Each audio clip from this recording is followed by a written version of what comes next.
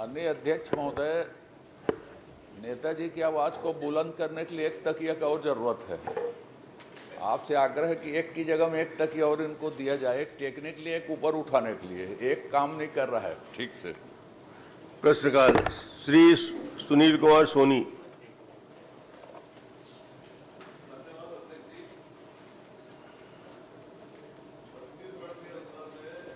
Cyber की जो है वो स्थिति बहुत ही खराब है।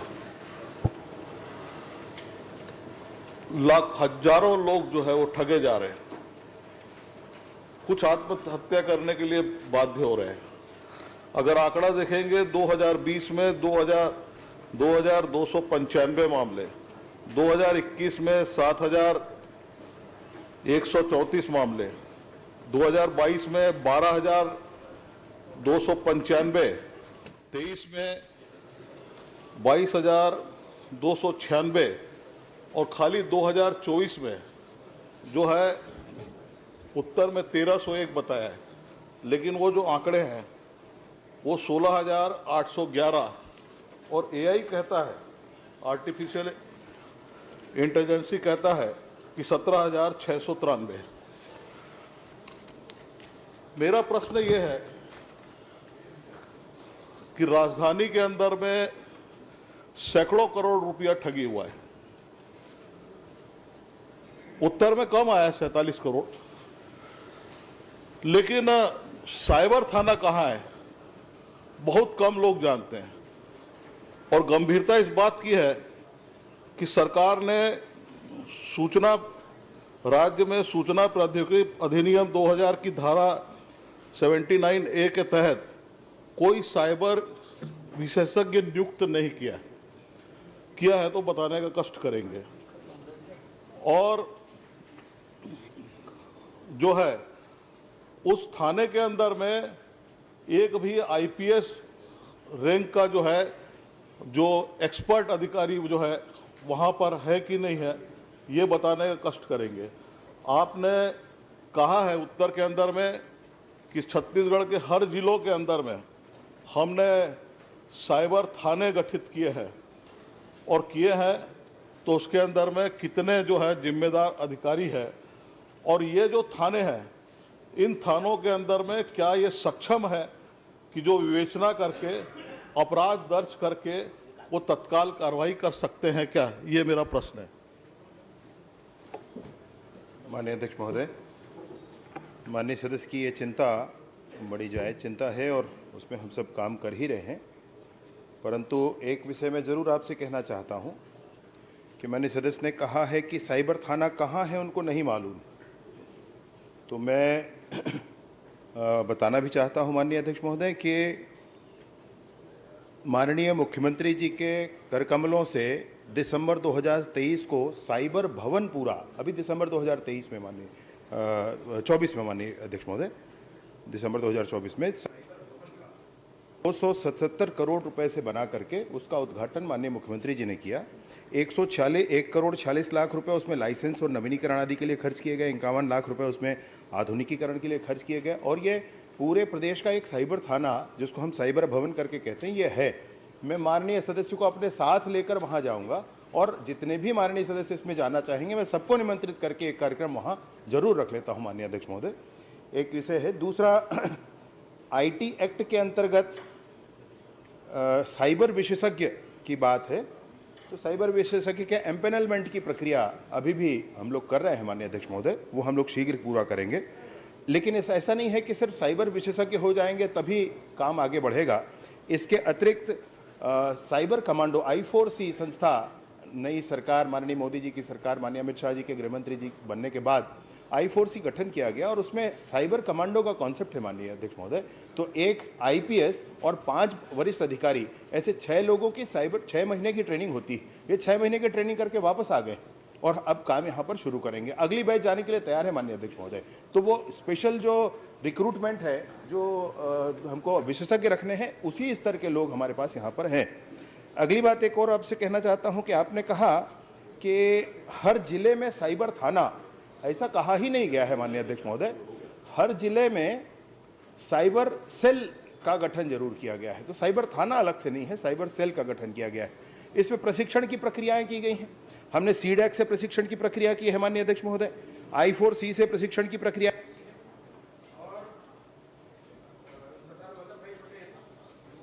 सरदार वल्लभ भाई पटेल नेशनल पुलिस एकेडमी, इससे भी प्रशिक्षण की प्रक्रिया की है। और ऑनलाइन प्रशिक्षण की प्रक्रिया लगभग हर हफ्ते हर थाने में चलती है। इस तरीके से हम इसमें नॉलेज बेस बढ़ाने के लिए आगे बढ़ रहे हैं और जल्द ही आगे आएंगे।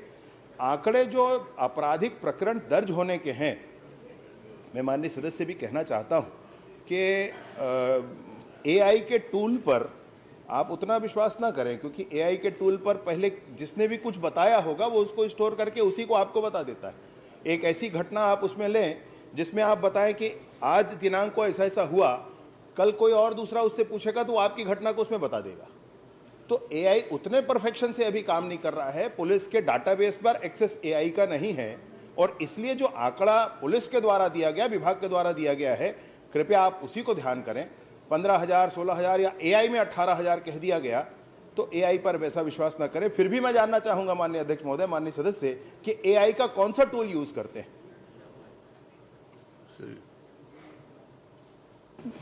मैंने जो प्रश्न किया उसका जवाब मंत्री जी ने नहीं दिया। मैंने प्रश्न किया कि क्या आपके थाने सक्षम है क्या, कि या फिर कोई रिपोर्ट लिखाता, अपराध दर्ज कराता है तो आप रेगुलर थाने के अंदर में भेज देते हैं क्या। मेरा एक ये प्रश्न है। AI के अलावा जो है NCRB जो है वो भी आपका कह रहा है कि जो डाटा के बारे में, और जो 16,000 से अधिक बता रहा है NCRB बता रहा है। और एक प्रतिष्ठित अखबार ने छापा है, मैंने पूछा उससे तो उसने कहा कि PHQ से मैंने पता किया है। तो ये सारे जो नेशनल क्राइम जो रिपोर्ट है, अगर वो भी गलत है तो फिर आखिरकार ये उसको देता कौन है रिपोर्ट। तो ये थाने का मेरे को की विवेचना करके गिरफ्तार करने के लिए वो सक्षम है क्या, खाली राजधानी का बता दीजिए आप। माननीय अध्यक्ष महोदय, एक साइबर भवन जो मैंने आपसे कहा, जो राज्य स्तरीय थाना है, वहाँ पर पूरे राज्य से कहीं का भी FIR दर्ज हो सकता है। दूसरा, 5 रेंज स्तरीय भी थाने तय किए गए हैं, उन पर भी काम चल रहा है, उसका भी स्ट्रेंथनिंग चल रहा है, उसमें भी ट्रेनिंग चल रहा है। इसके अतिरिक्त 9 और नए साइबर थानों के लिए हमको स्वीकृति मिली है, उसके भी निर्माण का काम चल रहा है। उसके लिए भी हम लोग वैसे पृथक से IT सेक्शन वालों की ही एक अलग श्रृंखला बनाने के लिए अलग से इसमें प्रक्रिया करके भर्ती की प्रक्रिया करेंगे माननीय अध्यक्ष महोदय, परंतु अभी डेपुटेशन में लेकर ट्रेनिंग करा करके काम करा रहे हैं, तो ये भी हो रहा है। एक बात जो माननीय सदस्य ने कही कि थाने सक्षम है अथवा नहीं है, थाने सक्षम बन रहे हैं माननीय अध्यक्ष महोदय। साइबर थाना हमारा जो सेंट्रल का है, राज्य का है, उसमें कहीं कोई परेशानी नहीं है। पूरी सक्षमता के साथ पूरे राष्ट्रीय अंतर्राष्ट्रीय स्तर पर जो जो तकनीक होनी चाहिए वो सारी तकनीकों के साथ हमारा साइबर भवन तैयार है। 5 रेंज थाने हैं, वो भी पूरी तरीके से तैयार है। NCRB का डाटा मैं माननीय सदस्य को बताना चाहता हूं माननीय अध्यक्ष महोदय कि नेशनल क्राइम रिकॉर्ड ब्यूरो, इसका अंतिम डाटा 2022 को जारी हुआ है। आप एक बार AI से फिर पूछ लें कि NCRB का आखिरी डाटा कब जारी हुआ है, आपको बता देगा 2022 से पहले जारी हुआ है। 2022 के बाद NCRB का कोई डाटा जारी नहीं हुआ माननीय अध्यक्ष। और पत्रकार साथी जिनकी बात माननीय सदस्य कर रहे हैं, मैं निवेदन पूर्वक कहता हूं कि मैं भी मिलना चाहूंगा उनसे। अनुज जी, अगर NCR इसी में मेरा ये प्रश्न ही नहीं पूरा जो उत्तर दिया इन्होंने, मैंने वही पूछ रहा नहीं, हूँ आपके अध्यक्ष जी, आपके सपोर्ट में बहुत आपने लोग खड़े हैं। अपराध दर्ज करके मैं समय दूंगा अध्यक्ष जी, एक ये बहुत चलिए गंभीर, आप कर लीजिए। आपने स्वीकार किया है उत्तर के अंदर में कि बैंक के कर्मचारी इसके अंदर संलिप्त है, और अपराध दर्ज करने के बाद में आज तक के हमने कितने बैंकों के कर्मचारियों को या अधिकारियों को हमने FIR दर्ज करके जेल के अंदर में डाला, या कितने अपराधियों को अभी तक के जो हजारों की संख्या में आ रहे हैं, कितने लोगों को हमने जेल भेजा है। चलिए। माननीय अध्यक्ष महोदय, माननीय सदस्य का यह प्रश्न भी बहुत ही अच्छा है और सबको ध्यान दिलाने वाला है। मैं ये ज़रूर बताना चाहता हूं कि प्रश्नाधीन अवधि में बैंक के कर्मचारियों पर 7 FIR दर्ज किए गए, 3 प्रकरण दर्ज किए गए हैं। रायपुर जिले में 1 प्रकरण है जिसमें 4 आरोपी हैं, ये उत्कर्ष स्मॉल फाइनेंस बैंक का है। दुर्ग जिले में 1 प्रकरण है जिसमें 1 आरोपी हैं, ये बंधन बैंक वाला है। ये बिलासपुर जिले में एक प्रकरण है जिसमें 2 आरोपी हैं, कोटक महिंद्रा बैंक के हैं, अतः 7 लोगों के ऊपर FIR करके और उनको जेल डाला गया है माननीय अध्यक्ष महोदय। और ये जो बैंक हैं, इन सारे बैंकों के माध्यम से आगे हम इस प्रक्रिया में भी बढ़ रहे हैं कि अब हम बैंक वालों को भी एकत्रित करके उनके सेल्स टीम को भी बताएंगे क्या करना है। इसके अतिरिक्त मैं आपको और बताना चाहता हूँ माननीय सदस्य महोदय कि विशेष रूप से पॉइंट ऑफ सेल पर, यह भारत में पहली बार हुआ है माननीय अध्यक्ष महोदय, भारत में पहली बार हुआ है, पॉइंट ऑफ सेल को भी स्थिति समझ करके कि ये बार बार ऐसे सिम कार्ड बेच रहे हैं जिसके कारण से म्यू लुकआउट क्रिएट हो रहे हैं, तो पॉइंट ऑफ सेल पर भी कार्यवाही की गई है। 75 FIR किए गए हैं माननीय अध्यक्ष महोदय, 75 FIR क्या देंगे। चलिए अनुज जी एक प्रश्न कर लीजिए। माननीय अध्यक्ष जी बहुत बहुत आभार आपका, आपने अवसर दिया। माननीय अध्यक्ष जी, यही हाल इंटेलेक्चुअल प्रॉपर्टी की है। कॉपीराइट के इश्यूज जब आते हैं तो उसके लिए किस थाने में FIR किया जाए, इसके लिए 15 दिन का प्रोसेस लग गया। किसी थानेदार को ये जानकारी नहीं थी कि किस धारा के तहत वो FIR दर्ज करे, और 15-20 दिन तो सिर्फ FIR दर्ज कराने में लग गए। और इसके बाद हुआ ये कि आज तक उसका कोई आउटपुट नहीं आया। जब भी कोई इंटेलेक्चुअल प्रॉपर्टी का कोई गैर कानूनी तरीके से इस्तेमाल करता है, उसको तुरंत रोकने की जरूरत होती है माननीय अध्यक्ष जी। और अगर उसको नहीं रोका गया तो जिसका नुकसान होना, उसका नुकसान हो चुका होता है। तो मैं माननीय मंत्री जी से ये जानना चाहता हूँ, इंटेलेक्चुअल प्रॉपर्टीज के लिए क्विक एक्शन के लिए उनकी क्या तैयारी है। चलिए मंत्री जी। नहीं, माननीय अध्यक्ष महोदय, ये साइबर क्राइम एक अलग मामला है और इंटेलेक्चुअल प्रॉपर्टी का ये एक अलग मामला है। लेकिन जो भी थाना आपको कोई असुविधा माननीय सदस्य को ही होगी या जिसको भी हुई होगी, मैं बिल्कुल एक बार बात करके इसको स्पष्ट करूंगा। वैसे सभी थानों में, सभी स्थानों पर इसकी जानकारी है कि किन धाराओं के अंतर्गत प्रकरण पंजीबद्ध करना है। राजेश जी छोटा प्रश्न करिए। बहुत छोटा ही प्रश्न है। सम्मानीय अध्यक्ष महोदय, हम रजत जयंती वर्ष की ओर जा रहे हैं, 25 साल होने जा रहे हैं छत्तीसगढ़ में, और क्राइम के मामले में लगातार ट्रेनिंग हो रही है। कभी हैदराबाद में सुनते ट्रेनिंग लेकर के आ रहे हैं पुलिस के बड़े बड़े अधिकारी, कभी यहाँ पर ट्रेनिंग सुनते हैं। लेकिन वाकई में चिंता का विषय खाली इतना है कि अगर 107 करोड़ रुपए की 1.5 साल के अंदर ठगी होती है क्राइम के माध्यम से, और कुल आपके उत्तर में ही आपने बताया 3 करोड़ समथिंग वापस पैसा दिलाया, चिंता का विषय यही है। दूसरा, इतने सीनियर मोस्ट अधिकारी हैं जो PHQ में बैठे हुए हैं, इनको जरा ट्रेनिंग देकर इनको कहीं ना कहीं क्राइम के काम में क्यों नहीं लगाते। एक IG स्तर का एक अधिकारी अभी तक नहीं है इसके अंदर, जो पूरे क्राइम को, आज ये सबसे बड़ा एक खतरा बन गया है। और तीसरा, मैं आपके संज्ञान में लाना चाहता हूं कि इस रायपुर में जब चालान कटते हैं और चालान के अंदर भी फर्जी क्राइम होने लग गए, और यह साइबर की एक रिपोर्ट है।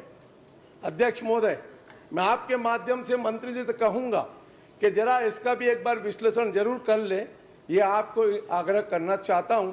लेकिन कम से कम एक IG स्तर के अधिकारी की आज आप कम से कम नियुक्ति करें, ताकि इसकी प्राथमिकता को समझें और काम करें। अब मंत्री जी जवाब सुन लो। माननीय अध्यक्ष महोदय, माननीय वरिष्ठ सदस्य हमारे, उन्होंने कहा कि 107 करोड़ इसमें जब्त हुए हैं और 3.69 करोड़ उनको वापसी की जा चुकी है। वापसी की प्रक्रिया न्यायालय के माध्यम से गुजरकर होकर जाती है माननीय अध्यक्ष महोदय। तो जब प्रकरण पूरा हो जाएगा, न्यायालय का आदेश होगा वापस करना है, तब वो वापस होता है। इसलिए ये राशि बराबर आपको दिख नहीं सकती कभी भी, ये स्थितियां कुछ ऐसी ही होंगी। इसमें कालांतर में जब आप प्रश्नावधि बढ़ा होगा तो ये पता चलेगा कि भाई इतनी राशि हमने वापस कर दी, कुल मिलाकर ये स्थिति आती है। मैं आपसे निवेदन पूर्वक कहना चाहता हूं कि चालान के संदर्भ में जो भी आपने कहा है, मैं आपसे ज़रूर एक बार मुझे बताइएगा, आप उसमें जो भी संभावना होगी ज़रूर करते हैं। और IG स्तर के अधिकारी की ही नियुक्ति इसमें होती है माननीय अध्यक्ष महोदय, और वो हो रखी। माननीय अध्यक्ष जी, नाम बता दें कौन, अगर देख रहा है कोई तो। राजेश जी आपको हो गया, तुम एक प्रश्न कर लीजिए। माननीय अध्यक्ष जी, इसमें गंभीरता कितनी है, मैं माननीय मंत्री जी को अवगत कराना चाहूँगा, या दोनों डिप्टी CM साहब बैठे हैं। 28 फरवरी को मेरा एक प्रश्न था इसी में। 28 फरवरी के उत्तर में भी माननीय मंत्री जी ने कहा था कि साइबर विशेषज्ञ की नियुक्ति के लिए हमने वित्त विभाग में भेजा है। आज भी उनका उत्तर आया है कि इनकी प्रक्रिया चल रही है। तो मैं एक प्रश्न ये है कि इसकी प्रक्रिया कब तक चलेगी आपके विभाग में या सरकार में, कि कब तक हो जाएगी या नहीं होगी तो नहीं होगी, हम जैसे हैं सक्षम हैं। दूसरा, आपने एक बात कही, ये नेशनल ग्रिड है, उसमें प्रशिक्षण ले रहे हैं और कहा कि नरेंद्र मोदी जी ने 5000 कमांडो बनाने के लिए कहा है करके। छत्तीसगढ़ में 6 लोग प्रशिक्षण ले रहे हैं बोले थे आप। तो अभी छत्तीसगढ़ में कितने लोग प्रशिक्षित हो गए, कितने लोगों के प्रशिक्षण का आपका लक्ष्य है और कितने प्रशिक्षित लोगों को कितनी जगह नियुक्ति दी गई है, दोनों बता दीजिए कि होगा कि नहीं होगा साइबर विशेषज्ञ की नियुक्ति। जवाब मंत्री जी। 1948 में होगा तुहार, 2048 तक हो जाएगी। 2047 तक जब नामो निशान मिट जाइए ट्रिप के लिए, तब ले हम कर ले, बोलो कोई टेंशन नहीं है। माननीय अध्यक्ष महोदय, माननीय सदस्य का ये कहना, विशेषज्ञों की भर्ती के लिए प्रक्रिया पूर्ण करके आगे बढ़ाया गया है फाइल। माननीय अध्यक्ष महोदय, जैसे भी काम पूरा होता है उसमें कर लिया जाएगा। तारीख बताया 28 फरवरी के प्रश्न में भी आपने यही कहा था, जो आज कह रहे हैं वही। मैं आप कब करेंगे नहीं जानता, पर गंभीरता कितनी है, कितनी सारी ठगी हो रही है। माननीय अध्यक्ष महोदय, माननीय सदस्य मुझसे नियंता बनने की बात कह रहे हैं, मुझसे पूरा सब जातियों के नियंत्रक बनने का कह रहे हैं। ये कैसे संभव है माननीय अध्यक्ष महोदय? प्रक्रिया है, जितनी प्रक्रियाओं के माध्यम से होगा। और कमांडो के ट्रेनिंग के संदर्भ में मैं आपको पहले ही बताया, मैंने माननीय सदस्य सुनील सोनी जी के प्रश्न के उत्तर में इस बात को बताया, शायद आपने ध्यान नहीं दिया। हमारी ट्रेनिंग करके 1+5 मतलब एक IPS और 5 ये आ चुके हैं और नया बैच फिर जाएगा। लेकिन इसमें कोई भी चला जाए ऐसा नहीं है, एग्जाम होता है, एग्जाम में जो पास हो जाते हैं वो लोग जाते हैं, इसलिए कितने जाएंगे, कितनी संख्या होगी, उस पर निर्भर होगा। प्रश्न क्रमांक 2, आपने कितने को ट्रेनिंग दी है? डॉक्टर चरणदास मान जी, मान जी प्रश्न प्रश्न लेंगे। धन्यवाद अध्यक्ष महोदय। मैं विद्वान मंत्री जी हैं, मैं ज़्यादा भूमिका नहीं बांधना चाहता, सीधे सीधे 8-10 प्रश्न करूंगा छोटे छोटे। मंत्री जी, अगला प्रश्न है। हाँ, अगला प्रश्न क्रमांक 2। आप तैयार हो जाएं, परेशान नहीं करूंगा, सीधे सीधे प्रश्न करूंगा। जिनकी प्रतीक्षा थी वो तो है नहीं, इनसे क्या लेना देना, हमसे भी तो कुछ आदर करो।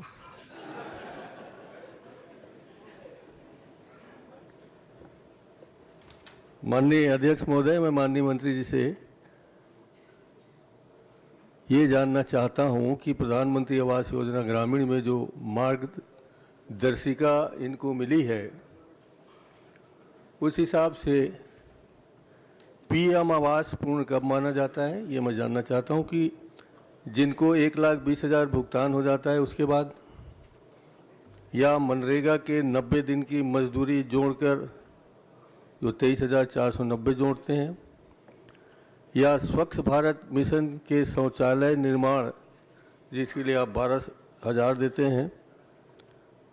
इस तरह कुल 1,55,490 रुपये बनता है, तो इसका भुगतान कर देते हैं, उसके बाद आवास पूर्ण माना जाता है कि बिना मनरेगा और बिना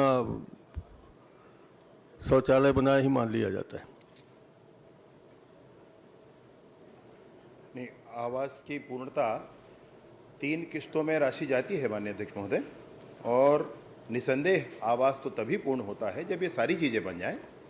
परंतु 3 किस्त के बाद हम ये मानते हैं कि आवास अब अंतिम चरण पर है, व्यक्ति को स्वयं काम करना है माननीय अध्यक्ष महोदय, कोई संस्था इसमें जाकर बनाती नहीं, और इसलिए पूर्णता के लिए एक बार और अंतिम परीक्षण होता है। लेकिन 3 किस्त बनने के बाद जो लेंटल लेवल का के बाद किस्त जाता है, जो नरेगा का इनको 90 दिनों का भुगतान भी हो जाता है, और जो इनका स्वच्छ भारत मिशन के अंतर्गत इनको शौचालय दिया वो भी दिया जा चुका होता है, तो इसको पूर्ण माना जाता है। अच्छा, दूसरा एक मुख्य शर्त ये है कि आपको अल्पसंख्यक वर्ग के लिए 15% और दिव्यांगों के लिए 5% सुरक्षित रखना है। क्या आप मुझे बताएंगे कि जितने भी प्रधानमंत्री आवास निर्माण हो रहे हैं उसमें इन वर्गों के लिए सुरक्षित रखा गया है? माननीय अध्यक्ष महोदय, मैं माननीय नेता प्रतिपक्ष जी वरिष्ठ सदस्य हैं, जरूर ये बताना चाहता हूँ ये किसको कितना देना है, ये पुरानी सरकार की बात थी, अपने ही लोगों की बात जो सरकार नहीं मानी थी। वर्तमान में विष्णुदेव जी की सरकार है, उन्होंने तो पूरा पूरा दे दिया है माननीय। कोई भी शेष नहीं है, कोई भी शेष नहीं है। जितना 2011 की सर्वे सूची था वो पूरा दिया जा चुका है, 2000 आवास प्लस की सर्वे सूची वो पूरा दिया जा चुका है। तो अब यह प्रश्न कहाँ उठता है कि किसको दिया जाए और किसको न दिया जाए। माननीय अध्यक्ष महोदय, ये जिस तरह से पुलिस विभाग वाले किसी की बात सुनते ही नहीं, कभी कभी शायद उसी तरह मंत्री व्यवहार कर रहे हैं। मैं बोल रहा हूं कि अल्पसंख्यक वर्ग के लिए 15% और दिव्यांगजनों के लिए 5%, ये आपके आवास योजना में लिखा हुआ, ये हमारे सरकार का निर्देश नहीं है, ये आपके सरकार का निर्देश है। वो आपने दिया है, पूर्ण हुआ है नहीं हुआ है, इतना पूछना चाहता हूँ। मैं पुनः अपनी बात रिपीट करता हूं माननीय अध्यक्ष महोदय, ये किसी को एक बार कुछ आवंटन दिया जाए, 100 आवास देने हैं माननीय अध्यक्ष महोदय, तो 15 अल्पसंख्यक को, 5 दिव्यांग को ऐसे दिया जाएगा माननीय अध्यक्ष महोदय। अगर सूची में से 100 देना है तो पूरी सूची ही दे रहे हैं, फिर क्या विषय हो जाता है इसमें? आप छुपा रहे हैं, मैं जान रहा हूँ, मैं इसकी शिकायत ऊपर तक कर सकता हूँ, देखता हूँ करूँगा कि नहीं। दूसरी बात, आपके मुख्यमंत्री जी ने ये घोषणा की थी कि जिन जिन जिलों में प्रधानमंत्री आवास पर पैसे लिए गए हैं उन जिलों के कलेक्टर को निलंबित किया जाएगा। मेरे पास शिकायत है तखतपुर से। आप भी जानते हैं सुशासन त्यौहार में 2,965 शिकायतें प्राप्त हुई हैं। इसमें से कितने पैसे के लेन देन की शिकायत है और कहाँ की, ये बताएंगे? माननीय अध्यक्ष महोदय, माननीय मुख्यमंत्री जी विष्णुदेव साय जी, उनकी सरकार में सुशासन है और सुदर्शन भी है। बड़े बड़ों को नहीं छोड़ा गया माननीय अध्यक्ष महोदय, तो किसी और की तो बात ही नहीं। मैं निसंदेह ये कहना चाहता हूं कि कोई विशेष जानकारी माननीय वरिष्ठ सदस्य के पास, माननीय नेता प्रतिपक्ष जी के पास हो तो अवश्य उपलब्ध कराएं। विशेष जानकारी ये है कि आपके और मुख्यमंत्री जी के, हमारे अध्यक्ष जी के ज़िले में कबीरधाम में प्रधानमंत्री आवास योजना से बैगा परिवारों से अवैध वसूली के संबंध में जानकारी है। और आपका जिला और मेरा जिला भी वैसी है। दूरभाष से आवास मित्रों ने आपको फ़ोन किया है कि हाँ पैसे की वसूली की गई है। उसी तरीके से तखतपुर के पंचायत के माध्यम से आपको शिकायत कराया गया है, जो सांसद पूर्व हमारे उप मुख्यमंत्री जी का क्षेत्र है। तो ये तीनों जरूरी जगह हैं जहाँ से शिकायतें आई हैं। तो क्या इन सब जगह के कलेक्टर आप सस्पेंड करने जा रहे हैं? इसमें जो जिला कबीरधाम के कुकदुर क्षेत्र का ये विषय आया है माननीय अध्यक्ष महोदय, उस पर जांच भी चल रही है। और माननीय सदस्य बता रहे हैं तखतपुर जो क्षेत्र है माननीय उप मुख्यमंत्री जी का क्षेत्र है, मैं उसकी भी जानकारी एकत्रित करके उस पर भी जांच करा लेते माननीय अध्यक्ष महोदय, उसमें कोई संशय नहीं। गड़बड़ जो करेगा उस पर काम किया जाएगा। चलिए आप पूछ लीजिए। 1 मिनट, आपका तो हो गया। कहाँ हुआ सर? अच्छा, अभी 3-4 ही हुए हैं। मनरेगा में 100% राशि आपने नहीं दी है बनाने के लिए, ऐसे बहुत सारे उदाहरण मेरे पास हैं। माननीय मंत्री जी, सर देखिए ना ज़रा,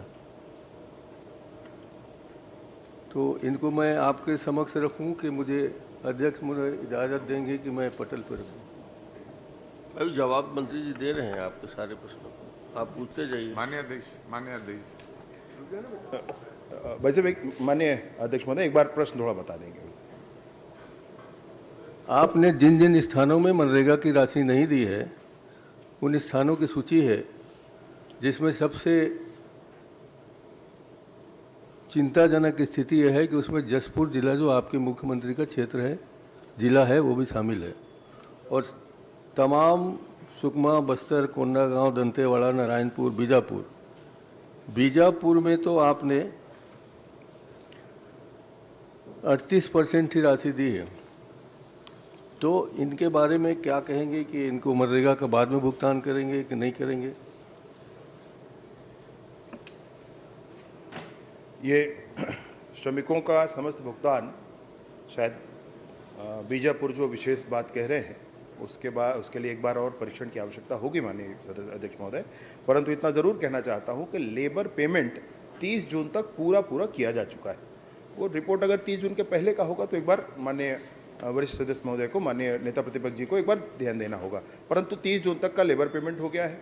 बीजापुर जैसे कुछ स्थान हैं, अगर वो बहुत इंटीरियर है, बैंक का खाता का परेशानी है, ऐसी कोई भी परेशानी होगी तो आप मुझे ज़रूर बताएं, मैं पूरी शिद्दत के साथ उसको करता हूँ।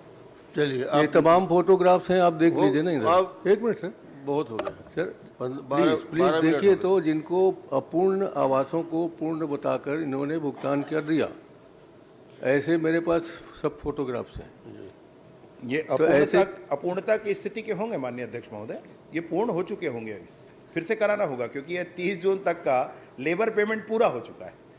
अभी पहले कोई फोटो दे दिया है माननीय नेता प्रतिपक्ष जी को तो ये आप ही के विभाग के फोटो हैं, मैंने नहीं खींचा इनको। और आप तो एआई तक को गलत बता रहे हैं, तो पता नहीं कौन कौन गलत बता दोगे आप। मैं तो चाहता हूं कि मैं इन सब पत्रक को आपकी अनुमति हो तो यहाँ पटन पर रख देता हूँ और इसकी शिकायत ऊपर भी करूँगा कि ये माननीय मुख्यमंत्री जी को ही बेवकूफ़ बना रहे हैं और माननीय नरेंद्र मंत्री जी को ही बनाने की कोशिश कर रहे हैं। बेवकूफ़ शब्द अगर गलत है तो दस्तावेज, सॉरी। आप इतने वरिष्ठ हैं, फोटो, दस्तावेज, पेपर कटिंग, इस विषय को लेकर प्रस्तुत करना कितना उचित है आप ज़्यादा जानते हैं। और दूसरी बात, एआई अपने हर रिपोर्ट में नीचे लिखता है कि इसकी विश्वसनीयता को रीचेकअप करने की जरूरत है। एआई के कोई भी इंफॉर्मेशन आप लोगे, उस एआई के नीचे रिपोर्ट में एक कॉलम रहता है, यह पूर्णतः विश्वसनीय नहीं है, इसको क्रॉस चेक अप करने की जरूरत है, आप जानते हैं। और चलिए एक प्रश्न आप कर लीजिए। नहीं, आप बैठ जाओ सब। धन्यवाद अध्यक्ष महोदय। जो ये बात 90 दिन की भुगतान की आई है मंत्री जी, मैं आपको अवगत कराना चाहूँगा कि अकलतरा में ही करीब 12,500 जो आवास स्वीकृत हम लोगों का टारगेट था, जिसमें 10,000 के आसपास स्वीकृत हुए हैं और 4,280 उसमें पूर्ण हो चुके हैं, लेकिन 1,705 के मनरेगा का भुगतान नहीं हुआ है। और मैं आपके संज्ञान में भी लाना चाहूँगा इस सवाल के साथ कि इसमें वर्क कोड जनरेट नहीं हो रहा है, जो बहुत बड़ी समस्या है, जिसकी वजह से ये टारगेट जो हमें नंबर का दिख रहा है, इसके अलावा भी लोगों का भुगतान नहीं हो रहा है और इस बहुत विषम परिस्थिति है। तो आपसे निवेदन करना चाहूँगा कि इसका परीक्षण भी करा लें और ये कब तक भुगतान हो पाएगा, वर्क कोड जनरेट होकर, इसका भी आप जवाब देने की कृपा करेंगे।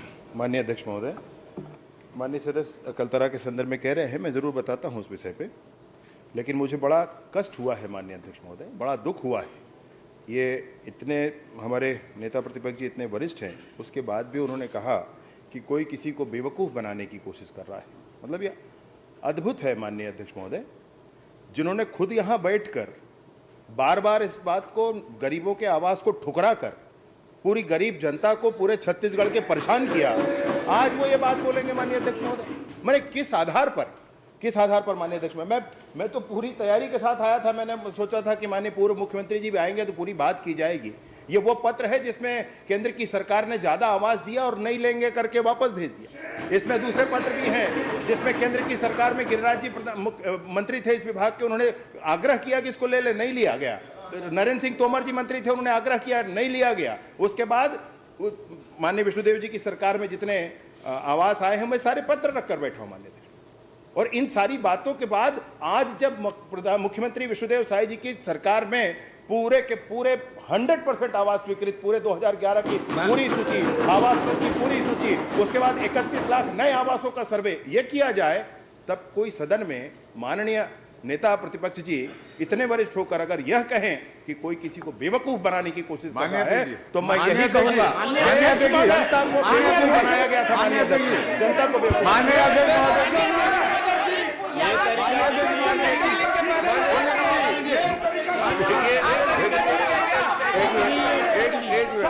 एक मिनट बैठिए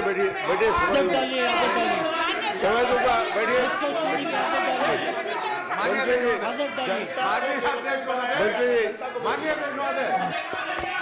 पहली बात तो अरे भाई बैठिए तो आप बैठिए। नेताजी का प्रश्न है, वो सक्षम है अपनी बात को पूरी तरीके से कहने में। पूरक प्रश्न। जहाँ तक सवाल है, बेवकूफ शब्द विलोपित हो चुका है, उसका उपयोग किसी को नहीं करना है सदन के अंदर, और इसलिए कार्रवाई आगे बढ़े। एक प्रश्न आप कर लीजिए छोटा, 1 मिनट बैठिए। यादव को मैं बोला एक छोटा प्रश्न करिए। माननीय अध्यक्ष महोदय, आपके माध्यम से इस बात की स्पष्टता चाहता हूं कि विकलांग, जो हमारे विकलांग भाई हैं, उनके लिए कोई कोटा है क्या? दिव्यांग भाइयों के लिए ठीक है, दिव्यांग भाइयों के लिए कोई कोटा है क्या? उसकी कोई स्पष्टता ये दे पाएंगे क्या? कितने लोगों को दिया गया? एक मिनट, मेरी पूरी बात होने दीजिए। अल्पसंख्यक भाइयों के लिए कोई कोटा है क्या? उसकी कोई स्पष्टता दे पाएंगे क्या? और लास्ट कि इन्होंने कितनी घोषणा, कितनी शहरी आवास की घोषणा की थी और कितने का ये टेंडर कर चुके हैं, या कितने की प्रक्रिया इन्होंने आगे बढ़ाई है? कितने लोगों को मकान ये देने जा रहे हैं शहर में? क्योंकि 18 लाख आवास के होर्डिंग्स तो दिखते हैं, लेकिन शहर में कोई फंड आता हुआ नहीं दिखता। प्रधानमंत्री उद्भूत नहीं होता, जो आप जवाब देना दे दीजिए। माननीय अध्यक्ष महोदय, माननीय सदस्य अगर मुझसे शहरी आवास का कहेंगे तो मैं कैसे बता सकता हूँ इसको? माननीय सदस्य को आपको समझना होगा। चलिए क्रमांक 3 मोले जी, चलिए बैठिए। मोले जी। माननीय अध्यक्ष महोदय, मनरेगा योजना के अंतर्गत केंद्र सरकार तथा राज्य सरकार में 1 अप्रैल 24 से जून 25 तक कितनी राशि व्यय किया गया, कितना शेष तथा किन किन मदों में खर्च किया गया?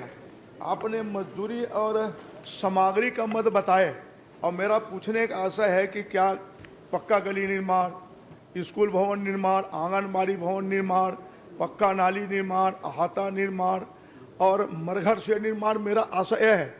इस आशा में आप जानकारी देना चाहें तो अच्छी बात होगी कि सामग्री में तो आपने खर्च किया, मजदूरी में बता दिया, तो इन मदों के लिए क्या आपने राशि स्वीकृति की है प्रदेश में कि नहीं की है, मैं जानना चाहता हूँ। माननीय अध्यक्ष महोदय। मोहले जी सबसे वरिष्ठ हमारे विधायकों में से हैं, बहुत अनुभव है, तो इनके मोहले जी का एक एक प्रश्न का जवाब आपको देना है। मैं बाहर में भी पूरा इनके प्रश्नों का जवाब देता हूँ और कुछ प्रश्न भैया ऐसे करते हैं कि मैं लोग भागना पड़ता है। माननीय अध्यक्ष महोदय, बाहर वाला जो प्रश्न इनका है तो भाग जाना पड़ता है।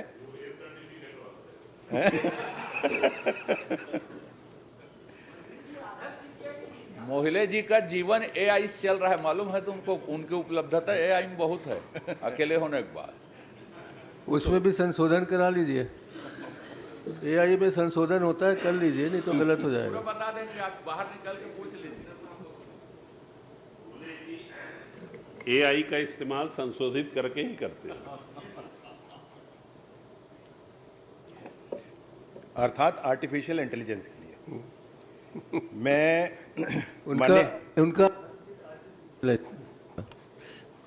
उनका हर चीज आर्टिफिशियल है, ध्यान रखिएगा। आप भ्रम में हो, कोई चीज आर्टिफिशियल इनका नहीं है, भ्रम में हो आप।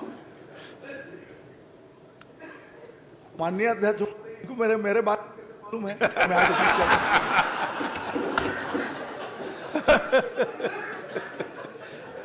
देखिए, हम दोनों मेंबर आप पार्लियामेंट रहे हो ना, सालों साल से एक साथ रहे हैं, विधायक के रूप में, सांसद के रूप में, तो कभी ऐसे रातें भी आती थी जब एक ही बिस्तर में गुजारे।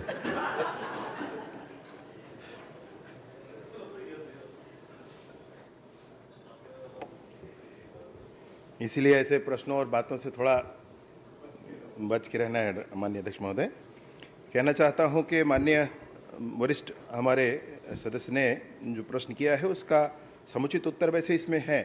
नरेगा में तो मद ही, मजदूरी, सामग्री और प्रशासनिक 3 ही मद हैं माननीय अध्यक्ष महोदय। उन्हीं मदों के आधार पर पूछा गया था और उन्हीं मदों के आधार पर जानकारी दी गई है। लेकिन फिर भी अगर माननीय सदस्य कहते हैं कि उनको कार्यों के आधार पर जानकारी अगर उपलब्ध कराना है तो मैं ज़रूर उपलब्ध करा दूंगा माननीय अध्यक्ष महोदय। इसमें जो विषय है कि कार्य की संख्या भी एक कॉलम में दिया गया है। तो वित्तीय वर्ष 2024-25 में इस सैकड़ा 7,15,453 कार्य और अभी 6 महीने में 3,49,587 कार्य, यह कार्य भी इसके अंतर्गत दिए गए। बाकी व्यक्तिमूलक कार्य हैं या अन्य कार्य हैं, वो आप जैसा बताएंगे वो मैं करवाता हूँ। फिर आशय पूछने का है, आवास निर्माण में आप मनरेगा का राशि का उपयोग कर रहे हैं और अन्य में आपका, फिर मैं बोल रहा हूँ, चाहे आपका आंगनबाड़ी भवन हो, चाहे सीसी गली हो, पक्का नाली निर्माण हो, मरघर से निर्माण हो, ये आपने दूसरे प्रश्न में आपने बता दिया कि प्रतिबंध नहीं है। तो मेरा कहने का मतलब है जब प्रतिबंध नहीं है तो प्रदेश में ये स्वीकृति नहीं की जा रही। या तो मैं उदाहरण के लिए मुंगेली जिले में, तो क्या इसको आप भविष्य में स्वीकृति करेंगे या क्यों नहीं किए हैं, ये बता दें। माननीय अध्यक्ष महोदय, जैसे कि पिछले प्रश्न में ही स्पष्ट हुआ था कि पिछली सरकार ने प्रधानमंत्री आवास की तरफ बिल्कुल ध्यान नहीं दिया था और काम ही नहीं किए थे, और इसलिए इस सरकार में गरीबों के आवास को बनाने के लिए बहुत प्रयास करने की ज़रूरत पड़ रही है। अभी मैं आपसे बताना चाहता हूं कि कुल मिलाकर 14 लाख आवासों की स्वीकृति, नई स्वीकृति, माननीय अध्यक्ष महोदय, 14,30,000 नए आवासों की स्वीकृति दी गई। प्रत्येक आवास के पीछे 90 दिनों का कार्य दिवस है। कुल आवंटित कार्य दिवस से अधिक कार्य दिवस इसके लिए हो जा रहा है, लेकिन माननीय मुख्यमंत्री जी ने केंद्र में बात की है और शीघ्र ही हमको नया और आवंटन इसमें मैन डेज के लिए मिल जाएगा। मैन डेज के लिए आवास मिल जाने के बाद कोई आवश्यक विषय ही नहीं है कि ना हुआ हो कार्य, सारे कार्य पूरे किए जाएंगे। माननीय अध्यक्ष महोदय, मैं क्या अरे आप उसी को मैं फिर प्रश्न पूछना चाहता हूँ, तो उसमें आपने स्वीकृति किया कि नहीं प्रदेश में? नहीं, अधोसंरचनात्मक काम है माननीय अध्यक्ष महोदय।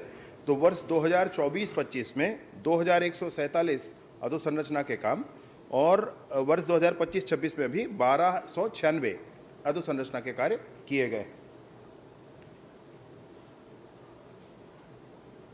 अध्यक्ष महोदय, मैं अन्य जगह मंत्री जी जरूर बोल रहे हैं, तो है ग्राम पंचायतों में कार्य नहीं हो रहा है, तो मैं माननीय मंत्री जी से अनुरोध करना चाहूँगा कि भविष्य में क्या मैं जो पूरे में कराएंगे क्या?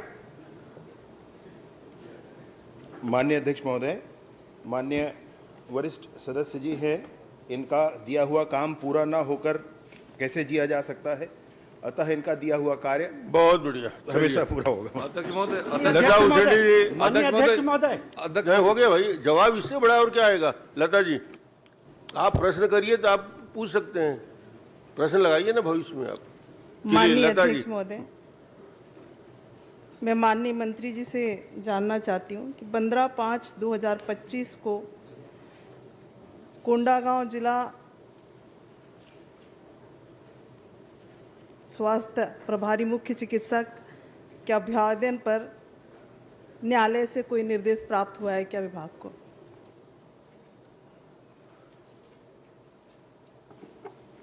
माननीय अध्यक्ष महोदय,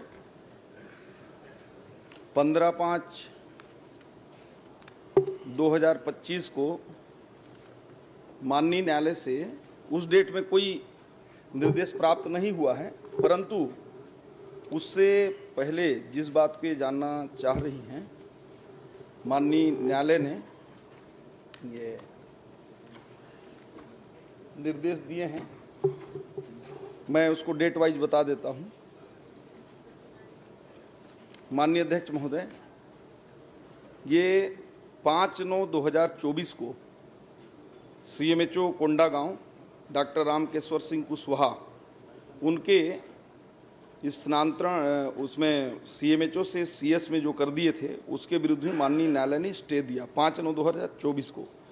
फिर उसकी पेशी की डेट 28/2/2025 को अंतरिम राहत दिया, फिर 6 मार्च 2025 को अंतरिम राहत दिया, फिर 18 मार्च 2025 को अंतरिम राहत दिए और 28/4/2025 को माननीय न्यायालय ने कहा कि अब विभाग उस पर निर्णय ले क्या करना है।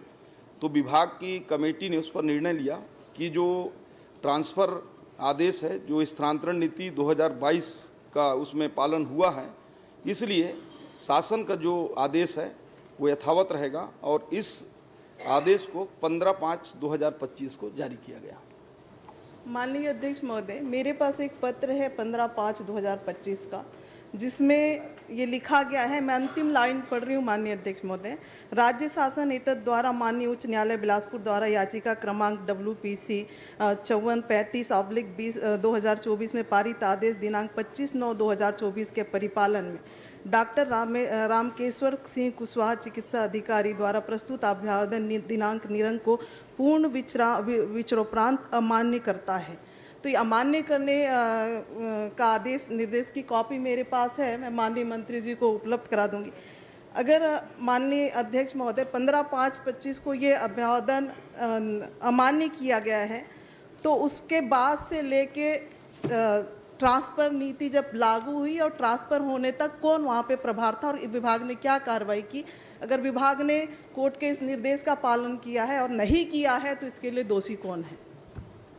माननीय अध्यक्ष महोदय, माननीय वरिष्ठ सदस्य हैं दीदी, इन्होंने जिस लाइन को पढ़ा है वो लाइन मेरे पास भी है। चूँकि मूल जो स्टे था उस डेट और नंबर को विभाग ने कोड किया है और उसके बाद से जो मैंने कहा कि ये 5/9/2024 का ये माननीय कोर्ट का वो है, इसके बाद से फिर 28/2 को जैसा मैंने कहा ये कोर्ट का अंतरिम आदेश के है,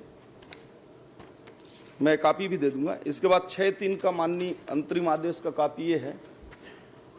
इसके बाद 18/3 का अंतरिम आदेश का कापी ये है, आपको दे दूंगा मैं। ये कोर्ट में चल ही रहा था दीदी, तो कोर्ट ने अंतिम में माननीय अध्यक्ष महोदय, मैं सिर्फ इतना चाह रही हूँ कि लास्ट में जो है, लास्ट अंतिम तिथि बता दें बस। नहीं, आप जो जानना चाह रही हैं 28, मैं बस यही जानना चाहती हूँ। ये हमारे पास जो पत्र है 15/5/25 का है। हाँ, और न्यायालय का आदेश है, तो अभी अमान्य माना गया, तो इसका पालन आपने किया, आपके यहाँ हुआ कि नहीं हुआ, बस इतना। नहीं, बिल्कुल हुआ है। 28/4 को आखिरी बार कोर्ट ने कहा कि विभाग निर्णय करे, उस पे कार्रवाई क्या हुई? हाँ, मैं ये जानना चाह रही हूँ। और माननीय अध्यक्ष, मुझे 4 की बात नहीं, ये तो 5वें महीने की बात। लता जी का मूल प्रश्न ये है कि आपने जो अंतिम रूप में कहा, उनका प्रश्न है जांच प्रतिवेदन प्रस्तुत किया और दोषियों के खिलाफ क्या कार्रवाई हुई, इतनी जानकारी दे दें बस। इसमें अभी इसमें 2-3 प्रश्न और हैं इनका उसी में ही, तो लेकिन जो ये पूछना चाह रही हूँ एक ही दे दो ना। उसमें 15/5 को हमने उसमें आदेश के जो स्टे लगा था, आदेश ने कहा कि विभाग निर्णय करे। हमने निर्णय किया कि हम स्टे को नहीं मानेंगे और हम सही किए हैं। और उसका जब अभी स्थानांतरण नीति वाला भी जारी हुआ है, 15 मई को आदेश जारी किया और जून में हमने उसका ट्रांसफ़र सुकमा कर दिया। ठीक। माननीय अध्यक्ष महोदय, ठीक है, आपने जनप्रतिनिधि लोगों के भावनाओं का ख्याल नहीं रखा, विभाग के अधिकारी आपके लिए ज़्यादा महत्वपूर्ण है, कोई बात नहीं। मैं ये कहना चाहती हूँ माननीय अध्यक्ष, हमने जांच के लिए भी कहा था, जांच समिति वहाँ गई थी और जांच का कोई रिपोर्ट आया है क्या? जी हाँ, जांच का रिपोर्ट आया है और उसमें शिकायत के आधार पर आपने इसी विधानसभा सत्र में 4 मार्च को आपने शिकायत पत्र मुझे दिया था। 21 मार्च को हमने समिति का गठन किया और समिति के गठन के बाद अप्रैल और मई में जांच हुई। जांच के बाद 11 जुलाई को रिपोर्ट आया है और उसमें अनियमितता पाई गई है। उस पर क्या कार्रवाई हुई? ये जांच रिपोर्ट हमने गंभीरता से किया है माननीय अध्यक्ष महोदय। दीदी ने जैसा कहा कि अधिकारी महत्वपूर्ण है, हमारे लिए कोई महत्वपूर्ण नहीं है। छत्तीसगढ़ में जो भी गड़बड़ करेगा उसको सजा मिलेगी और इतना त्वरित हमने 3 महीने में पूरा ये लगभग 100 पन्ने का जांच रिपोर्ट किया है। उसमें अनियमितता पाया गया है और जो भी उसमें हैं, उसमें 4 NHM के हैं और 7 रेगुलर स्टाफ हैं। उसमें 2 CMHO हैं तत्कालीन जो उस समय थे, 2 DPM हैं।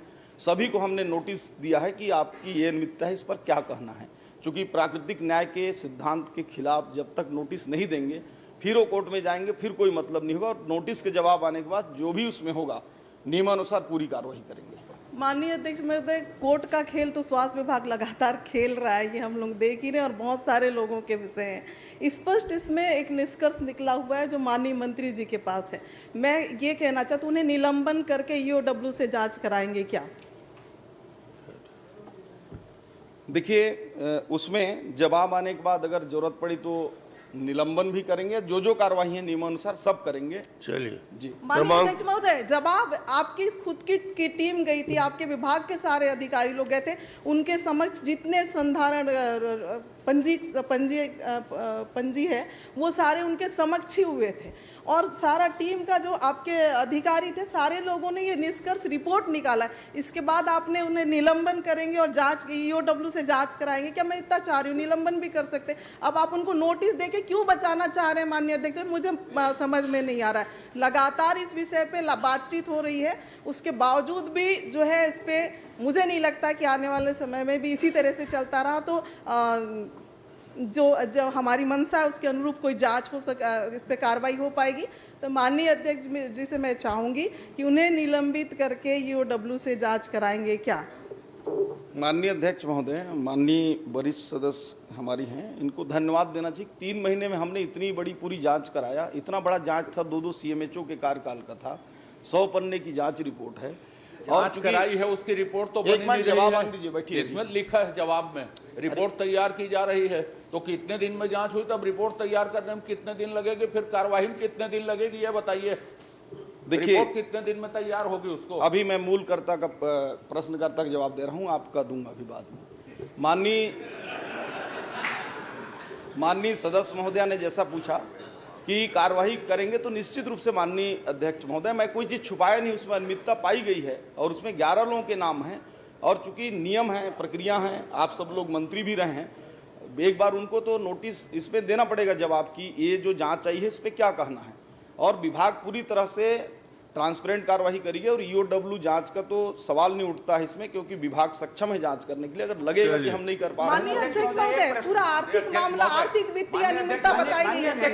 माननीय अध्यक्ष, चलिए माननीय अध्यक्ष महोदय,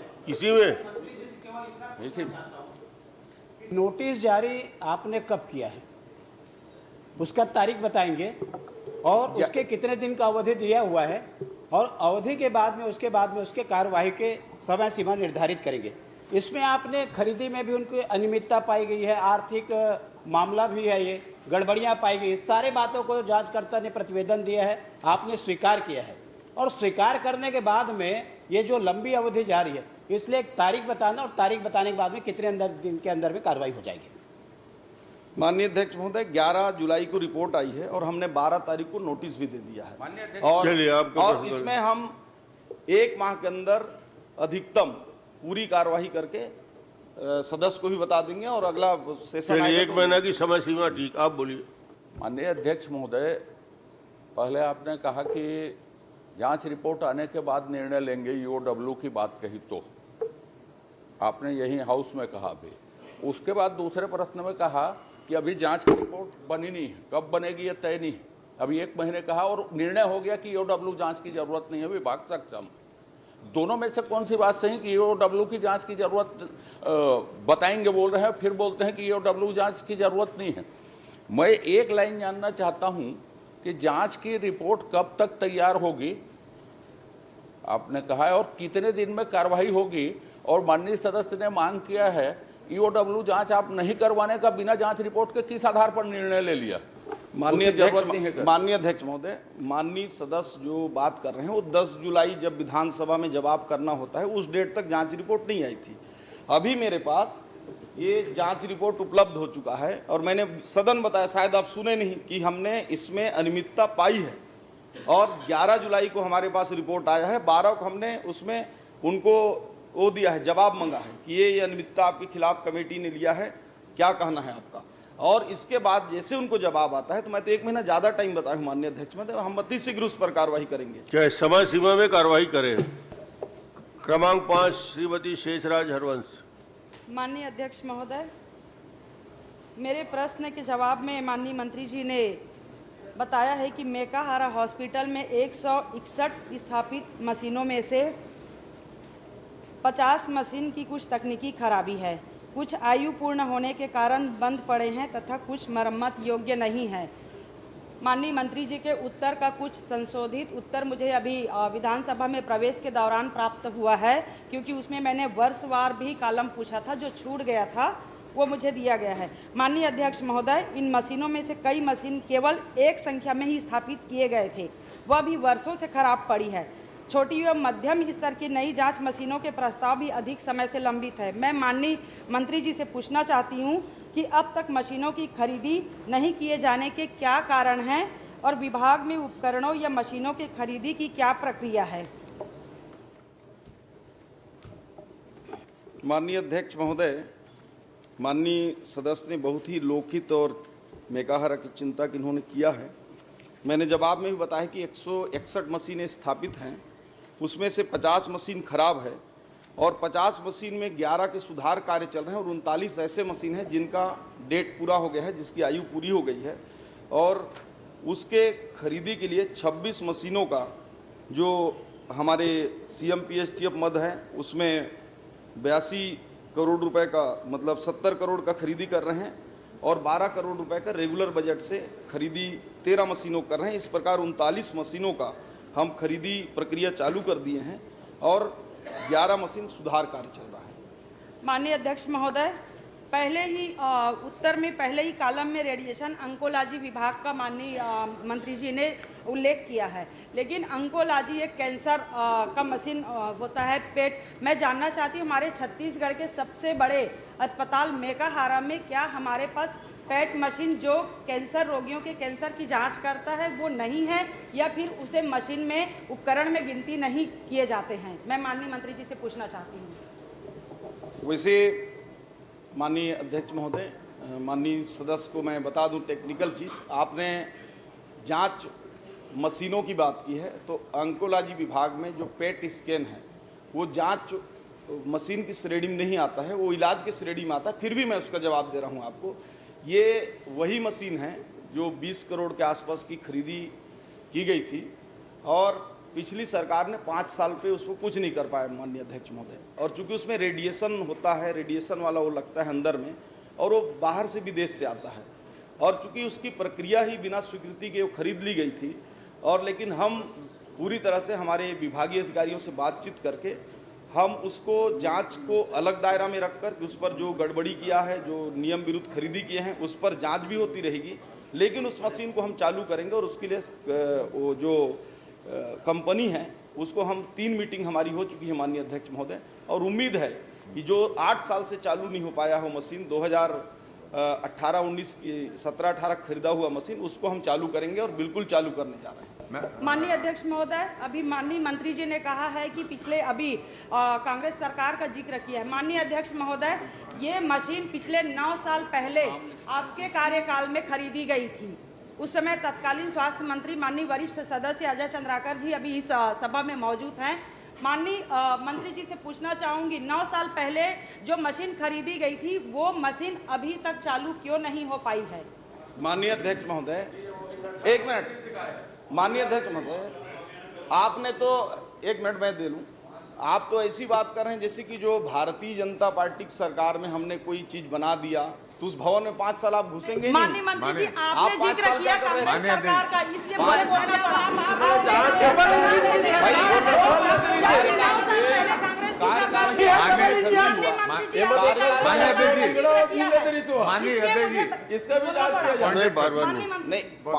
आपको प्रश्न हो जाए बाकी। माननीय अध्यक्ष महोदय, जवाब पहले सुन लीजिए पूरा। कार्यकाल के अंतिम समय में माननीय पूर्व स्वास्थ्य मंत्री जी और पिछली सरकार में आपके नेतृत्व में थी, एक अच्छा सोच के साथ तो मशीन को लिया गया था, लेकिन दुर्भावनावश पिछली सरकार ने 5 साल चालू नहीं किया। उसके पूरे रेडिएशन मशीन खराब हो गए। कंपनी विदेशों के हैं, हम उनको बुलाए, उसकी बैठक कर रहे हैं और अब चालू कर रहे हैं।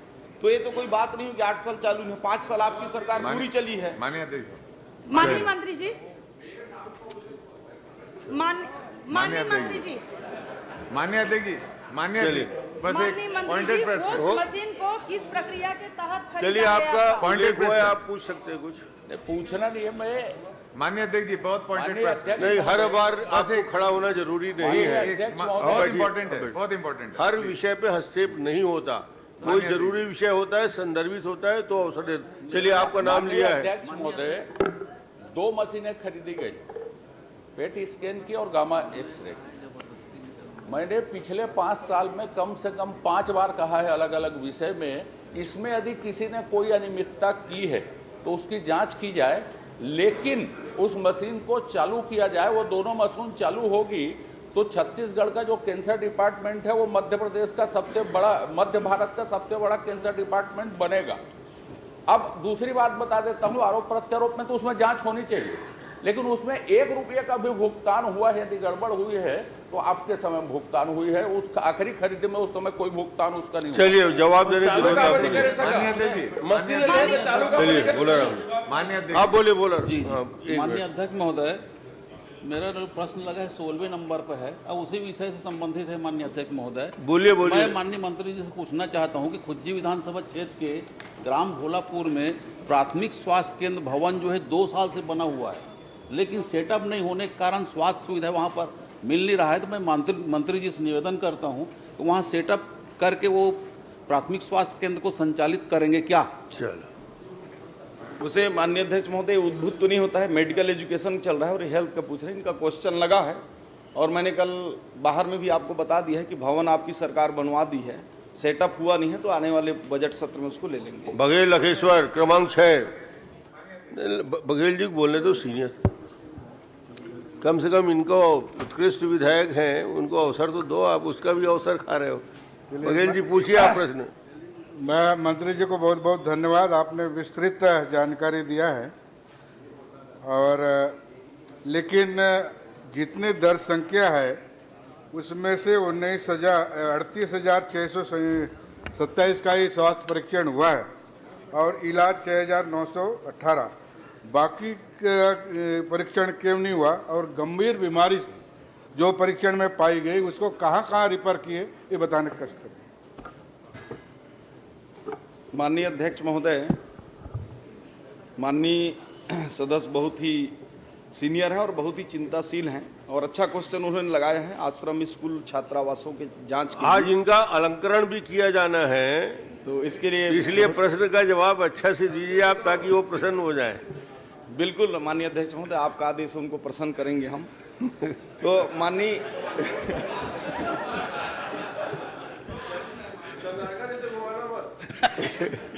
माननीय अध्यक्ष महोदय, ये जो 2 प्रकार से ये जो RBSKY योजना के तहत हमारे बस्तर ही नहीं पूरे छत्तीसगढ़ में हमारी 324 ऐसे टीम बनाकर हम जांच करते हैं और बस्तर क्षेत्र में भी बहुत अच्छा इस दिशा में विभाग ने काम किया है माननीय अध्यक्ष महोदय। और कुल जो बस्तर संभाग में 3,66,053 जो छात्र हैं उनके विरुद्ध में 2,25,000 हमने परीक्षण किया है।